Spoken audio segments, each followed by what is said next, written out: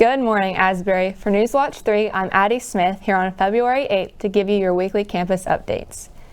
With Valentine's Day less than a week away, downtown Wilmer is getting in the spirit of the holiday. Haley Anderson is in downtown Wilmer to tell us about the upcoming Valentine's Day festivities. Haley, what's going on in Wilmore? Hey Addie, thanks for talking. I'm here in downtown Wilmore at the Olive Branch right now because this Thursday, February 10th, all of the women-owned businesses in downtown Wilmore are going to be hosting a Valentine's Day event from 6 to 9 p.m. Some of the stores that are going to be there are the Olive Branch, the local confectionery, and Days Gone By, and many more other shops. There's going to be a waffle and popcorn bar, Valentine's Day themed ice cream, and also freebies and discounts at every store. So make sure you stop by. I know that I'm definitely going to be there. I'm Haley Anderson, live from downtown Wilmore. Back to you, Addie. Thanks, Haley. That sounds pretty awesome. I'll be sure to be checking that out myself. In today's top story, Asbury is introducing a new way for the women on campus to have fellowship with one another through a new Bible study. Asbury University is welcoming its own chapter of Delight Ministries to campus. The Bible study is run fully by Asbury students and kicks off next week. So Delight is a national nonprofit organization on over 200 college campuses. Its goal is basically to unite the girls on your campus. We welcome everybody. We want every girl to have a chance to be in community together. The group began meeting in the fall of 2020 and have gone through trainings within the Delight headquarters in order to learn the values of Delight Ministries and align them with Asbury's values. So it's like there's a disconnect on campus, and it's really cool to be able to bridge that gap and do this through ministry. With an abundance of Bible studies at Asbury, there has yet to be one that is open to just women on campus. But Delight is a Bible study for all women, regardless of hall or other campus obligations. Kickoff is February 20th at 8:30 in the GC Commons. We want you to be here the 20th. It's going to be a lot of fun, and we hope that on the 20th you guys will just see what we're about and just get excited with us. I just hope to create good relationships with other people that I've never met before, or just make a good place for community and fellowship with one another. It doesn't matter what your denomination is. It's more about creating and building that relationship with Him. This semester, the series will begin with Genesis. All women on campus are invited to join the Delight Ministries team this Sunday, February 20th, for food and an introduction to the series that begins this semester. This is student-led. We want you here, and we're here to foster your spiritual growth. We can all say that we're Christ followers, we can all say that we're Christians, but it really comes down to the fellowship and being in deep community. In Wilmore, I'm Lucy Bryson, Newswatch 3. Hard copies of books for this semester's Genesis study will be available to purchase at the kickoff meeting. Heading back into downtown Wilmore, Newswatch 3 forecaster Lucy Bryson has the latest in this week's weather. Lucy, what's this week look like? Well, good morning, Asbury. I'm down here in downtown Wilmore, soaking up the sun. Finally, it's coming back after we've had a really busy weather weekend with a lot of snow and a lot of ice.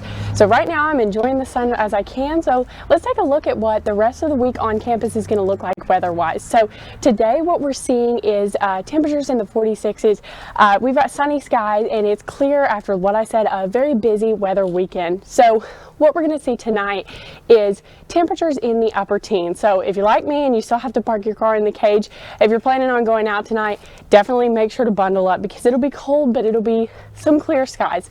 So that's definitely good to see. So what we're going to be seeing on Wednesday is a rise in temperatures, and can you believe it? We're finally in the 50s. So there's going to be a little bit of clouds in the sky, but for the most part, it's going to be sunny and clear and a nice day. But don't let that fool you because we've got some flurries coming our way as we usher in Valentine's Day and Super Bowl Sunday. So looking at the next 4 days, on Thursday, we're going to see some clear skies, temperatures at 44 degrees and a low in 27. Friday, we're going to see a chance of some possible flurries coming in. Overall sunny though, temperatures in 48 and the low is in 28. Saturday, we're going to see a little bit of clouds in the skies, temperatures at 40 degrees and a low of 31. And Super Bowl Sunday, make sure you're being safe if you're going out and ready for a little bit of snow coming our way and welcoming in Valentine's Day. That's all for now. Back to you, Addie. Sounds like an interesting weather week ahead. Some of the first U.S. troops reinforcing NATO allies in Eastern Europe are getting into position. the Biden administration is responding to Russia's continuing aggression towards Ukraine. Returning to the White House on Sunday, President Joe Biden was asked about the growing diplomatic crisis. Meanwhile, on Sunday, the president's ambassador to the United Nations warned about a partnership between China and Russia. Ambassador Linda Thomas-Greenfield says that partnership should serve as a warning to democracies all around the world. Changing gears, it is official. Tom Brady is hanging up his helmet. Last Tuesday, the NFL quarterback announced on his Instagram that he is ending his 22-year football career at the age of 44. The three-time MVP has set records for the most touchdowns and playoff wins over his career, many of which may never be broken. Last season, Brady led the Bucs to their first Super Bowl victory since the early 2000s. Before that, he went 2 decades with the New England Patriots, leading the team to 6 Super Bowl titles. In his post, Brady thanked his Tampa Bay teammates, coaches, and fans, his family, and other supporters. Noticeably absent from the list, Patriots staff, even though Brady spent most of his career there. A 99-year-old goes downhill skiing, and cops go after Elsa for all this snow. In today's Take a Look at This. With all this snow, there's a lot to show, so away we go without further ado. That's not right. The longest sled dog race in the contiguous United States got underway in Minnesota. More than 60 mushers and their canine teams are competing in 3 events, including the 300-mile title event and the annual John Bear Grease sled dog race. The grueling trek through freezing temps takes roughly 4 days, with only sporadic checkpoints to rest the dogs. Snow-loving rescue dogs in California were in their element as they put on a safety demonstration for skiers and snowboarders in Truckee. The dogs are trained to find human scents underneath the snow in case of an avalanche, and trainers with the North Star Ski Patrol say the work comes naturally to the dogs. A 99-year-old woman in South Dakota took to the slopes for the very first time just before her 100th birthday. Family members were there every step of the way to help Edith Warren cross downhill skiing off her bucket list. She enjoyed it so much, she ended up making 3 runs down the mountain. This was wonderful. Finally, who's to blame for all this snow? Well, the Pickens Police Department in South Carolina may have cracked the case.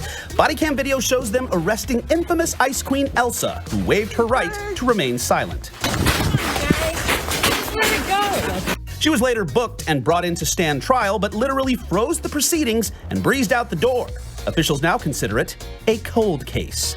For Take a Look at This, I'm Jeremy Roth. Although snow is melting around campus now, more is rumored to come heading into the weekend. With some of Asbury's own at the Winter Games, the Olympics has been a buzz around campus. A childhood favorite for most of us is hanging up his snowboard after announcing his retirement from the Games. Snowboarder Shaun White says the Beijing Olympics will be his last Olympics. The 35-year-old said a spate of injuries led to his decision to retire from the Games. He's currently taking part in his 5th Olympics. Once dubbed the Flying Tomato because of his flowing red hair, White has won 3 half-pipe Olympic gold medals since his Winter Games debut at Turin in 2006. He's also earned 13 titles at the Winter X Games to become one of the snowboarding's most iconic figures. The men's snowboard half-pipe qualification at Beijing 2022 is on Wednesday, with the final run medal event on Thursday. There's a lot happening on campus this week, as always. From Valentine's Day events to sports updates, we thank you for tuning into this week's Newswatch 3 broadcast. In Wilmore, I'm Addie Smith with Newswatch 3. We'll see you next week, Asbury.